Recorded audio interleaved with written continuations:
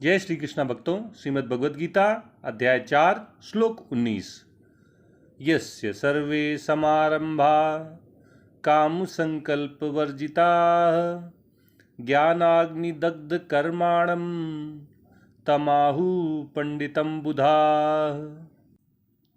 भगवान कृष्ण अर्जुन से कहते हैं कि जिस व्यक्ति द्वारा किए जाने वाले सभी कार्य कामना और संकल्प से रहित होते हैं, ऐसा व्यक्ति कर्म, अकर्म और विकर्म के ज्ञान से, इनके ज्ञान रूपी अग्नि से अपने कर्मों को दग्ध कर लेता है।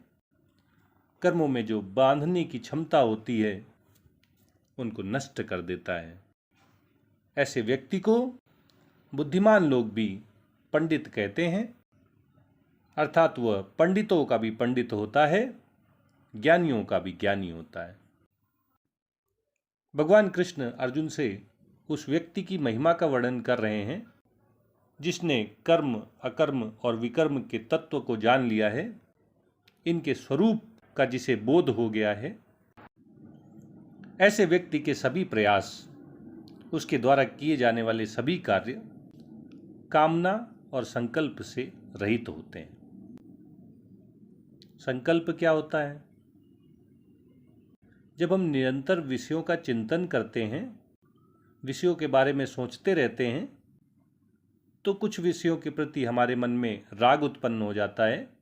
हमें लगता है कि ये हमारे लिए उपयोगी हैं, इनको पाकर हमें लाभ हो जाएगा, ये हमारे लिए अच्छे हैं। इन विषयों को ही संकल्प कहते हैं। और इनके उलट जिन विषयों के प्रति हमारे मन में द्वेष होता है, जो हमें हानिकारक मालूम होते हैं, जो हमें अच्छे नहीं लगते हैं, उन्हें विकल्प कहते हैं। तो राग और द्वेष से युक्त कर्म ही संकल्प और विकल्प कहलाते हैं। और कामना क्या है? जो हमें विषय अच्छा लग रहा है वो हमें प्राप्त हो जाए, जो वस्तु हमें पसंद है वो हमें मिल जाए। मनचाही वस्तु को पाने की जो इच्छा होती है, जो अभिलाषा होती है, वही कामना कहलाती है। तो ऐसे ज्ञानी पुरुष के सभी कर्म, उसके द्वारा किए जाने वाले सभी कार्य, उसके सभी प्रयास कामना से भी रहित होते हैं और संकल्प से भी रहित होते हैं।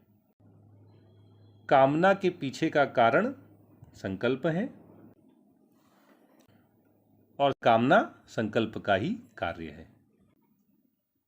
कर्म, अकर्म और विकर्म का भली भांति ज्ञान हो जाने पर मनुष्य के सभी कर्म, उसके सभी प्रयास, उसके सभी कार्य कामना और संकल्प दोनों से रहित हो जाते हैं। वह इन दोनों का त्याग करके अपने सभी कर्म करता है। भगवान कहते हैं कि ऐसा मनुष्य कोई सामान्य व्यक्ति नहीं होता है। विद्वान लोग भी, बुद्धिमान लोग भी उसे पंडित कहते हैं। इस प्रकार कामना और संकल्प से रहित व्यक्ति कर्म, अकर्म और विकर्म के ज्ञान से युक्त व्यक्ति अपने कर्मों को करते हुए भी कर्मों के बंधन में बंधता नहीं है। वह पंडितों का भी पंडित होता है, ज्ञानियों का भी ज्ञानी होता है।